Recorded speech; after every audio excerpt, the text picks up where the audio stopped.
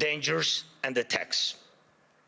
We all see that the forces trying to destroy Europe do not face a single day. They operate freely, even operate inside Europe. Every victor who lives off European money while trying to sell out European interests deserves a smack upside the head. And if he feels comfortable in Moscow, it doesn't mean we should let European capitals become little Moscows. We must remember what separates Russia from all of us. The most fundamental line of conflict between Russia and Ukraine and all of Europe is this: Russia fights to devalue people, to make sure that when dictators want to destroy someone, they can. But they must lose power, not gain it. For example, Russia's missiles are produced only because there are ways to bypass sanctions. It's true. Everyone sees how Russia tries to freeze Ukrainians. Now, our people, Ukrainians to death at minus 20 degrees Celsius. But Russia couldn't build any ballistic or cruise missiles without critical components from other countries, and it's not just China. Too often people hide behind the excuse that China helps Russia. Yes, it does. But not only China. Russia gets components from companies in Europe, the United States, and Taiwan. Right now, many are investing in stability around Taiwan to avoid war, but can Taiwanese companies stop contributing electronics to Russia's war? Europe says almost nothing. America says nothing. And Putin makes missiles.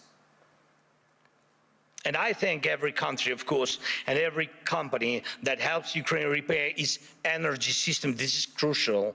Thank you to all who support the Pearl program, helping us buy Patriot missiles. But wouldn't it be cheaper and easier to just cut Russia off from the components it needs for missiles production?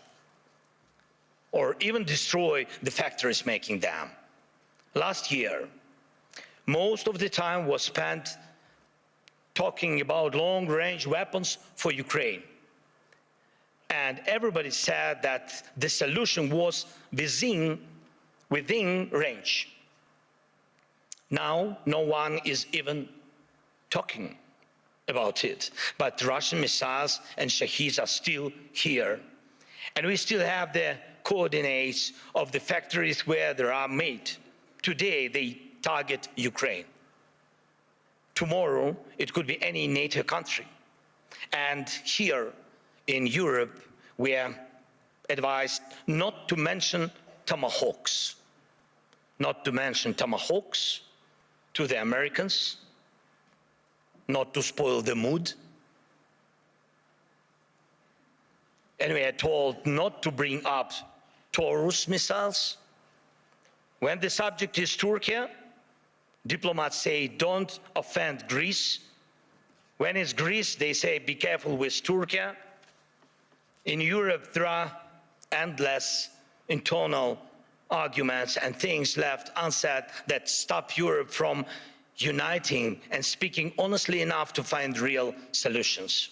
And too often, Europeans turn against each other, leaders, parties, movements, and communities, instead of standing together to stop Russia, which brings the same destruction to everyone.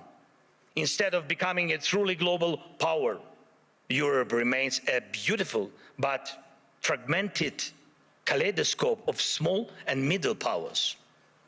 Instead of taking the lead in defending freedom worldwide, especially when America's focus shifts elsewhere, Europe looks lost, trying to convince the US president to change. But he will not change. President Trump loves who he is, and he says he loves Europe, but he will not listen to this kind of Europe. One of the biggest problems in today's Europe, though it's not often talked about, is the mindset. Some European leaders are from Europe, but not always for Europe. And Europe still feels more like a geography, history, a tradition, not a real political force, not a great power. Some Europeans are really strong, it's true. But many say we must stand strong, and they always want someone else to tell them how long they need to stand strong, preferably until the next election. But that's not how great power works, to my mind.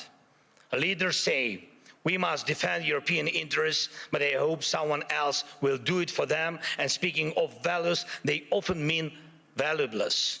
They are all like, we need something to replace the old world order with. But where is the line of leaders who are ready to act? Act now, on land, in the air, at the sea, to build a new global order. You can't build the new world order out of words. Only actions create real order. Today, America has launched the Board of Peace. Ukraine was invited, so was Russia, Belarus, though the war hasn't stopped. And there is not even a ceasefire. And I've seen who joined. Everyone had their reasons. But here is the thing. Europe hasn't even formed a united position on the American idea. Maybe tonight, when the European Council meets, they will decide something. But the documents were already signed this morning, and tonight they might also finally decide something on Greenland. But last night, Mark Rutte had spoken to President Trump. Thank you, Mark, for your productiveness. America is already changing its position, but nobody knows exactly how. So things move faster than we. Things move faster than Europe. And how can Europe keep up? Dear friends, we should not degrade ourselves to secondary roles, not when we have a chance to be a great power together. We should not accept that Europe is just a salad of small and middle powers seasoned with enemies of Europe. When united, we are truly invincible.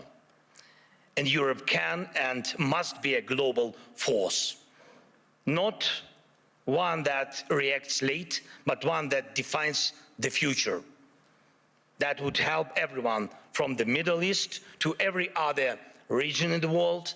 That would help Europe itself, because the challenges we face now are challenges to the European way of life, where people matter, where nations matter. Europe can help build a better world. Europe must build a better world, and a world without war, of course. But for that, Europe needs strength.